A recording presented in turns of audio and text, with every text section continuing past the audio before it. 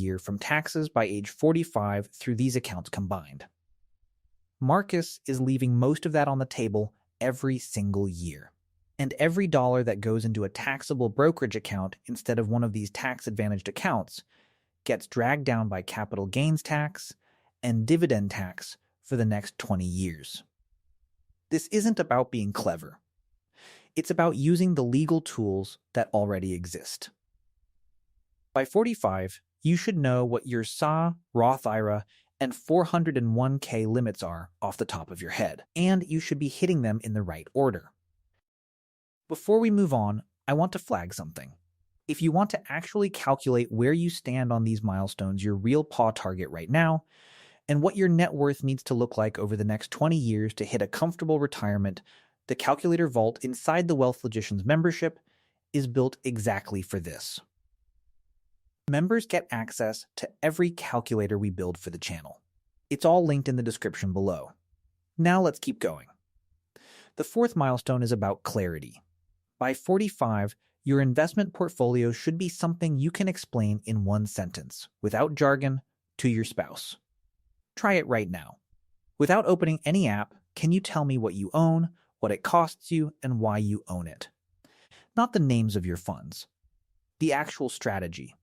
If you can't, that's the milestone you need to fix. Let's compare. Marcus owns 11 funds spread across his 401k, an old 401k from a previous employer he never rolled over, a traditional IRA his bank set up for him in 2014, and a brokerage account at a third firm. The average expense ratio across his holdings is 0.68%. He can't name 3 of the funds. Some of them overlap heavily. 2 of them are actively managed funds his bank put him in that have underperformed a basic S&P 500 index for the last decade. Jake owns 3 funds total: a total U.S. stock market index fund, a total international stock index fund, and a bond index fund. His blended expense ratio is 0.05%. Here's the math reveal. The difference between Marcus's 0.68% and Jake's 0.05% is 0.63 percentage points. On a $500,000 portfolio over 20 years at a 7% real return, that fee difference costs Marcus roughly $95,000 in compounded fees. Almost $100,000 flowing out of his retirement year after year to fund managers who are statistically unlikely to beat the index over that time frame.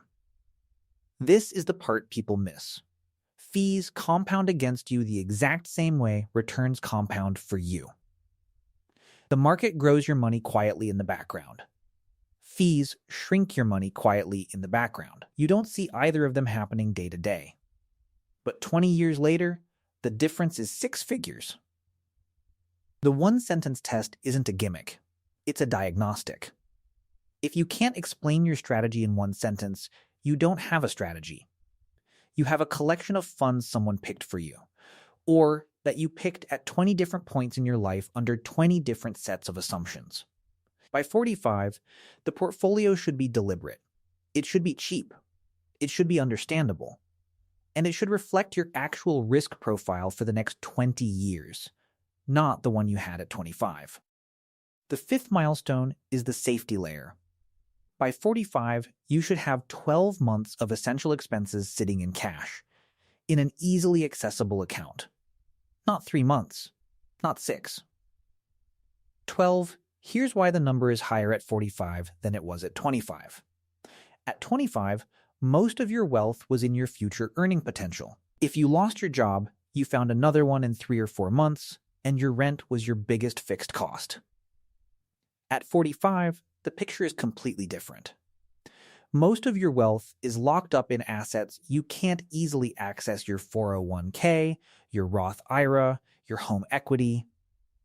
You can't tap any of it without penalties or a major life change. At the same time, the average job search for a 45-plus professional now takes 5 to 7 months. And you likely have dependents' kids, possibly aging parents who don't pause their needs while you figure things out. 12 months of essential expenses gives you the runway to ride out a job loss, a medical event, a divorce, or any other major disruption without being forced to sell investments in a downturn or take on new debt at the worst